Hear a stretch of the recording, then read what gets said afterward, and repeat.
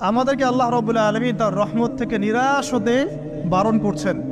যে যত পাপ করেছে জীবনে, যদি একটা বার কেউ যদি আল্লাহ পাককে মন থেকে ডাকে, চোখ দিয়ে ঝরঝর করে পানি পড়ে, আল্লাহ পাককে বলে, সেজদায় গিয়ে পড়ে আল্লাহকে বলে রব্বিক ফিরলি, আল্লাহ আমাকে মাফ করে দাও, তার মনের মধ্যে যদি সততা থাকে, মন থেকে যদি সেই কথাটা বলে থাকে, আল্লাহ পাক শুধু তাকে ক্ষমাই করবেন না, তার সমস্ত গুনাহগুলোকে আল্লাহ নেকি দিয়ে পরিবর্তন করে দিয়েছে।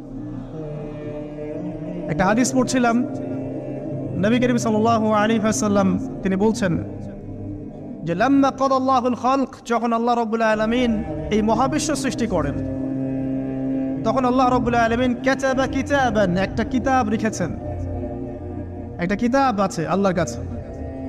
কাতাবা কিতাবান ফাহুয়া ইনদাহু ফাওকাল আরশ, যেই কিতাবটা আল্লাহর নিজের কাছে আছে আরশের উপরে, সেখানে আল্লাহ পাক লিখে রেখেছেন। কি লিখেছেন? ইন্না রাহমাতি সাবাকাত গদাবি, প্রতিটা ক্ষেত্রেই আমার রহমত, আমার দয়া, আমার করুণা আমার গজবকে পরাজিত করেছে। মানে আল্লাহ রাব্বুল আলামিনের গজব এর উপরে আল্লাহ পাকের রহমত অবস্থান করছে। জীবনের কোনো ক্ষেত্রে হতাশ হওয়ার কোনো সুযোগ নাই। আজকে পারিবারিক ভাঙন বলেন, ব্যক্তি পর্যায়ের আত্মিক ধ্বংসই বলেন, সমাজের বিপর্যয় বলেন, যাই বলেন, পিছনে একটা বড় কারণ আছে। সেটা হলো আল্লাহ থেকে দূরে থাকা মানুষ, আল্লাহ থেকে হতাশ হয়ে যাওয়া। আর এই কাজটা শয়তান করিয়েছে মানুষকে আল্লাহ থেকে দূরে সরানোর জন্য। কিন্তু আল্লাহ রাব্বুল আলামিনের কাছে কেউ যদি যেতে চায়, মন থেকে যদি আল্লাহকে একটা বারও ডাকে, আল্লাহ পাক এক ডাকের মাধ্যমেও তার গুনাহ মাফ করতে পারে। দুজন ব্যক্তির ঘটনা পড়লাম। একজন ব্যক্তি প্রচন্ড রকম আবেদ, প্রচুর ইবাদত করে। আপনারা জানেন ইবলিসও কিন্তু আবেদ ছিল, ইবলিস কিন্তু প্রচুর ইবাদত করেছে। এখন ওই ব্যক্তির একজন বন্ধু ছিল, এটা বানু ইসরাইলদের ঘটনা। তো সেই বন্ধু পাপী ছিল, বিভিন্ন কবিরা গুনাহ করত। আর এই আবেদ ব্যক্তি বারবার তাকে নসিহত করত, গুনাহ ছেড়ে দাও, তুমি পাপ করছো, গুনাহ ছেড়ে দাও। তখন সেই ব্যক্তি যে পাপ করছে সে বলতো যে আল্লাহ কি তোমাকে আমার রক্ষক বানিয়েছেন? আল্লাহ কি তোমাকে আমার উপর দারোগা বানিয়েছেন? আমাকে আল্লাহর হাতে ছেড়ে দাও, আমাকে নসিহত করতে এসো না। একদিন এই আবেদ ব্যক্তি তার বন্ধুকে একটা জঘন্য পাপ করতে দেখলো, এমন একটা পাপ যেটা দেখে তার মনে ধারণা আসলো এটা চরম জঘন্য একটা কাজ। তখন সে মুখ ফসকে বলে ফেলল যে আল্লাহ তোকে আর মাফ করবে না, আল্লাহ তোকে জান্নাত দিবে না। আল্লাহ রাব্বুল আলামিন মালাকুল মউতকে এই দুজনের কাছে পাঠালেন, দুজনের রূহকে কবজ করা হলো। এবার আল্লাহ পাক তার সামনে তাদেরকে উপস্থাপন করে বললেন যে তোমাকে আমার রহমত সম্পর্কে কে গ্যারান্টি দিয়েছে যে আমি কাউকে রহমত করব কি করব না?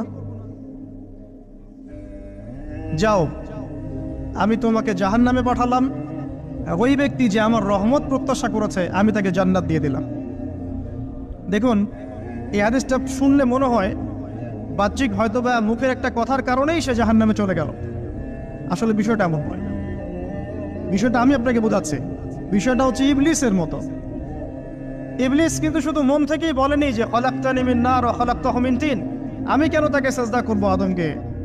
আদম তো মাটির তৈরি আর আমি তো আগুনের তৈরি। এটা ইবলিসের শুধু মৌখিক স্টেটমেন্ট ছিল না, কারণ কি ছিল? আবা ওয়াস্তাকবার, সে উদ্ধত হয়েছিল, অহংকার প্রদর্শন করেছিল। ভিতর থেকে ইন্টারনালি সে অহংকারী ছিল, সে আন্ডার এস্টিমেট করে কথাটা বলেছে, শুধু মৌখিকভাবে বলে নাই। কিন্তু ঠিক এই ব্যক্তির ঘটনা এমনই, সে মন থেকে অহংকারী হয়ে উঠেছিল, যদিও বা সে আবেদ ছিল। এখানে আমরা যারা প্র্যাকটিসিং মুসলিম হওয়ার চেষ্টা করছি, আমাদের জন্য এখানে নিদর্শন আছে। অচক্ষ নামাজ পড়েই ভেবে বসবেন না যে অনেক কিছু করে ফেলছে, এক চিল্লা দিয়ে মনে করে ফেলবেন না যে দিনের জন্য অনেক কিছু করে ফেলছে।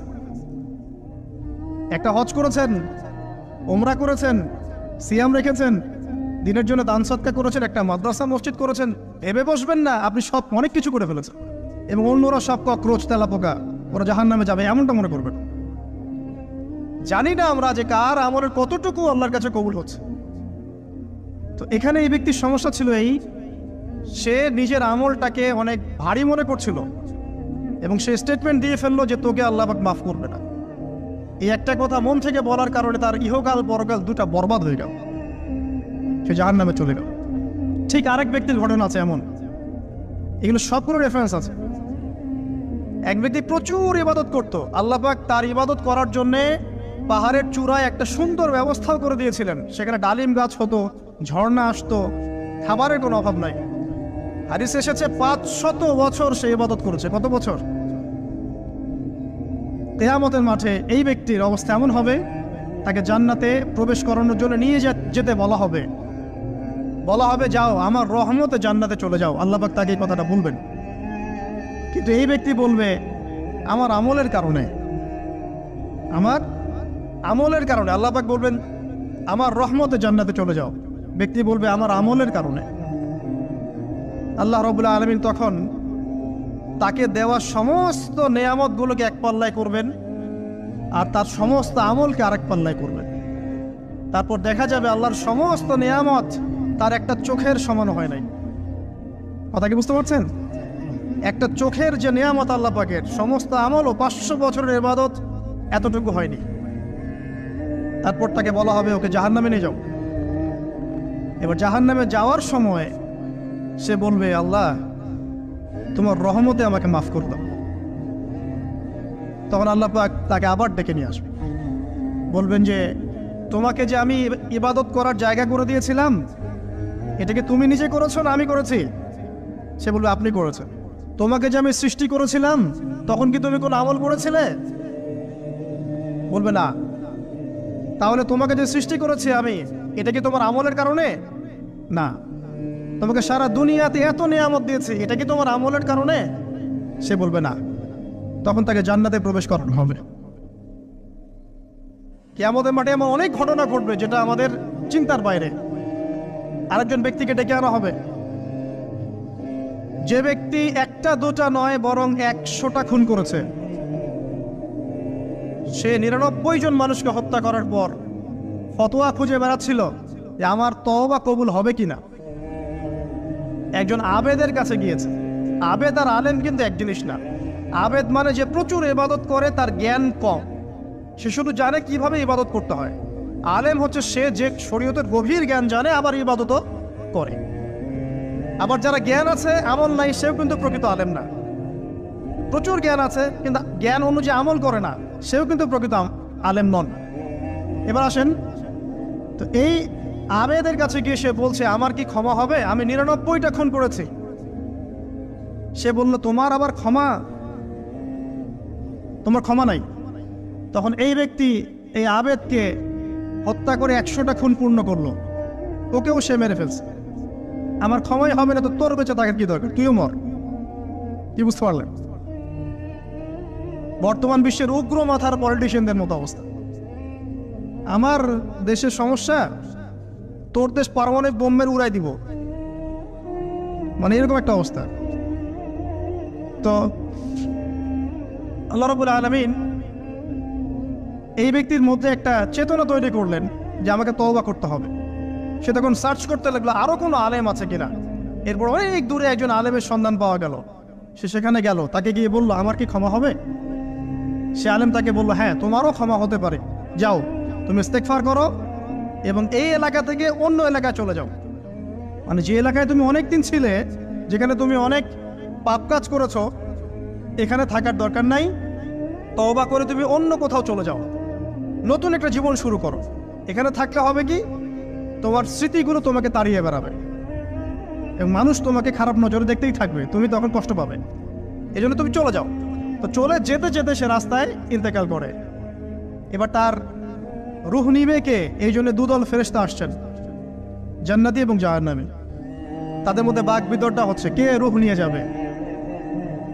তো জাহান্নামের ফেরেশতারা বলছেন সে এতগুলো খুন করেছে, তার রূহটা আমরা নিব। আর জান্নাতি ফেরেশতারা বলছেন না, সে তওবা করতে এসেছিল, অতএব সে আল্লাহর অভিমুখী হয়েছে, তার রূহটা আমরা নিব। আল্লাহ পাক এখানে একটা কৌশল করলেন। আল্লাহ পাক ফেরেশতাদেরকে বললেন তোমরা রাস্তাটাকে পরিমাপ করে দেখো, যেদিকে যাচ্ছিল তার পরিমাপ বেশি নাকি যেখান থেকে এসেছে ওর পরিমাণ বেশি। আল্লাহ পাক জমিনকে আদেশ করলেন হে জমিন তুমি প্রশস্ত হয়ে যাও। এবার পরিমাপ করে দেখা গেল সে তওবার দিকে আসছিল এর পরিমাণটা বেশি। এই একটা কাজের ওসিলা আল্লাহ পাক তাকে মাফ করে দিলেন। মনে রাখবেন, এটা মৌখিক বিষয় ছিল না, সে মন থেকে ভিতর থেকে কিন্তু সে আল্লাহর প্রতি অনুগত হয়েছিল। এই মনের বিষয়টা আল্লাহ ছাড়া কেউ জানে না। আপনি দেখতে পারেন সমাজে অনেকে দাড়ি টুপি পাগড়ি জুব্বা সব লাগিয়ে ঘুরছে, তো বিশ্বাস করেন তাদের মনটা এমনও হতে পারে যে জানোয়ারের চেয়েও কুৎসিত, এমনও হতে পারে। আবার আপনি দেখবেন সমাজে এমন অনেক মানুষ ঘুরছে যারা হয়তো অনেক পাপে লিপ্ত মনে হচ্ছে, কিন্তু মনের মধ্যে সততা আছে। আর যার মনের মধ্যে সততা আছে, আল্লাহ বা কোনো না কোনো দিন ইনশাআল্লাহ তাকে হেদায়েত দিবে। এটা আমরা আমাদের অভিজ্ঞতা থেকেও দেখেছি। এমন অনেক মানুষকে আমরা দেখেছি যে ড্রাগ অ্যাডিক্টেড ছিল, মিউজিক করেছে, হারাম সম্পর্কের মধ্যে ছিল, নামাজ ঠিক মতো পড়ে নাই, কিন্তু যখনই আল্লাহর কথা আলোচনা হতো দেখতাম সে খুবই শান্তভাবে মন থেকে কথা শুনছে। এই কথা শুনতে শুনতে শুনতে একদিন মাশাআল্লাহ এখন দেখবেন যে চিল্লা দিয়ে বেড়াচ্ছে বিভিন্ন মসজিদে। আল্লাহ হেদায়েত দিয়েছে, সব ছেড়ে দিয়েছে। এরকম মানুষের অভাব নাই কিন্তু সমাজে। তো এখানে আল্লাহ পাকের রহমত বা দয়ার একটা উজ্জ্বল দৃষ্টান্ত দেখতে পারবেন। ঠিক এরকম আরো একটা ঘটনা আছে বনু ইসরাইলের। এক ব্যক্তি এত পাপ করেছে যে শেষে মৃত্যুর সময় সে সন্তানদেরকে ডাকছে, ডেকে বলছে যে আমি যখন মারা যাব আমার লাশটাকে তোমরা কবর দিও না, যদি আল্লাহ পাক আমাকে ধরতে পারেন তাহলে খবর আছে আমার। আর কি করতে হবে? সে বলছে যে আমার দেহটাকে তোমরা পুড়িয়ে ফেলবে, এবং পুড়িয়ে ফেলার পরে ছাইগুলোকে একত্রিত করবা, করে অর্ধেক ছাই সমুদ্রে ভাসিয়ে দিবা, অর্ধেক ছাই বাতাসে উড়িয়ে দিবা। সন্তানরা তাই করলো। মৃত্যুর পর আল্লাহ পাক এই সমুদ্র এবং জমিনকে বাতাসকে আদেশ করলেন যে তোমরা ছাই জড়ো করে দাও। আর মানুষ আর জিন আল্লাহর কথা না শুনলেও এই প্রকৃতি আল্লাহ পাকের কথা শোনে। বিজ্ঞান বলে প্রকৃতি থেকে সব হচ্ছে। কি প্রকৃতি? প্রকৃতি কি, কাকে বলে? মানুষকে আল্লাহর ইবাদতকে বাদ দিয়ে প্রকৃতি পূজায় নিয়ে গেছে। এই পুরো প্রকৃতি আর মহাবিশ্ব এক আল্লাহর ইবাদত করে। কে সৃষ্টি করলো প্রকৃতি? প্রাকৃতিক ভাবে হয়েছে সবকিছু বলে, আল্লাহ থেকে হয়েছে বলা যাবে না। বললে আপনি মৌলবাদী হয়ে যাবেন। আল্লাহ শব্দ ইউজ করলে আপনি মৌলবাদী হয়ে যাবেন। ধর্মতাত্ত্বিক শব্দগুলোকে আস্তে আস্তে উঠিয়ে দেওয়া হয়েছে।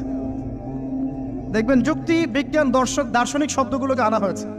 এটাও টেকনিক্যালি করা হয়েছে। কোনো সেকুলার মিডিয়াতে আপনি দেখবেন না ইনশাআল্লাহ বলছে। ইনশাআল্লাহ প্রমাণ করবে যে আপনি আস্তিক না নাস্তিক। তো প্রকৃতিকে আল্লাহ পাক আদেশ করলেন, এই সমুদ্র ছাই জড়ো করো, এই বাতাস ছাই জড়ো করো। তারা ছাই জড়ো করে দিল। এই ব্যক্তিকে বলা হচ্ছে তুমি জীবিত করে আল্লাহ পাক বলছেন তুমি যে এই কাজটা করেছিলে, লিমা ফাআলতা হাদা, তুমি এই কাজটা কেন করেছো? তখন এই ব্যক্তি উত্তর দিচ্ছে, মিন খাশিয়াতিকা ইয়া রাব্বি ওয়া আনতা আ'লাম। হে আল্লাহ, আমি আমার বুঝে যা এসেছে আপনার ভয়েই আমি এই কাজটা করেছি, আর আপনি খুব ভালো করেই জানেন যে আমি আপনার ভয়ে করেছি নাকি অন্য কোনো কারণে করেছি। মানে আপনি আমার মনের কথা জানেন। আল্লাহ পাক তাকে মাফ করে দিলেন। আপনাদেরকে আমি সেই ব্যভিচারী মহিলার কথাও মনে করাই, যে ছিল একজন প্রস্টিটিউট মহিলা, পতিতা, যেটা আমরা বলি সমাজের ভাষায়। যদি এখন নতুন শব্দ এসেছে সেক্স ওয়ার্কার বা যৌনকর্মী, এবং এগুলোকে আমরা এখন প্রমোট করছি। আমরা এখন অশ্লীলতাকে প্রমোট করছি। এই কথা বলতে আমাদের বুক কাঁপা উচিত নয় যে আমরা এখন অশ্লীলতাকে প্রমোট করছি। আমরা এখন কাপড় খোলার সংস্কৃতি থেকে যাচ্ছি। যে কাপড় খুলে দিয়েছিল ইবলিস। ইবলিস আমাদের বাবা মার কাপড় জান্নাতে খুলে দিয়েছিল, এটা কি জানেন? ফল খাওয়ার পরে এই ফল খেতে কে প্রলুব্ধ করেছে? ইবলিস। গাছের কাছে গিয়ে ফল ভক্ষণ করার পর সর্বপ্রথম আমাদের পিতামাতার গা থেকে কাপড় খুলে পড়ে গেছে। তা আমাদের পিতামাতাকে মহাবিশ্বে নগ্ন করে দিয়েছে ইবলিস, আর তার অনুসারীরা এই জমিনে আদম সন্তানদেরকে নগ্ন করছে এখন। অতএব এই যে একটা ট্রেন্ড এখন চলছে, দেখবেন হারাম রিলেশনশিপকে মিডিয়ার মধ্য দিয়ে প্রমোট করা হচ্ছে, মনে হয় একটা স্বাভাবিক বিষয়। কোনো বিষয়ই না এটা, যে কেউ জেনাই করতে পারে। জেনা পর্ন খুব নর্মাল। হালাল ভাবে যদি আপনি বিয়ে শাদী করতে যান তখন সমস্যা হচ্ছে। হালাল ভাবে যদি আপনি বিয়ে করতে যান তখন সমস্যা হচ্ছে। হারাম ভাবে আপনি যা ইচ্ছা তাই করতে পারেন, সমাজে কেউ কিছু বলছে না। এখন বলছে এগুলো স্বাধীনতা। সুবহানাল্লাহ, কোন স্বাধীনতা? স্বাধীনতা বলে কোনো শব্দ নাই মহাবিশ্বে। এই পুরো বিশ্বের সমস্ত মানুষ আল্লাহর অধীনে পরাধীন। এই বিশ্বে যত মানুষ বসবাস করছে এখন, এটা কেউই স্বাধীন নয়। না কেউ স্বাধীন ছিল, না আছে, না থাকবে। সবাই আল্লাহ পাকের দাসত্বের অধীনে পরাধীন।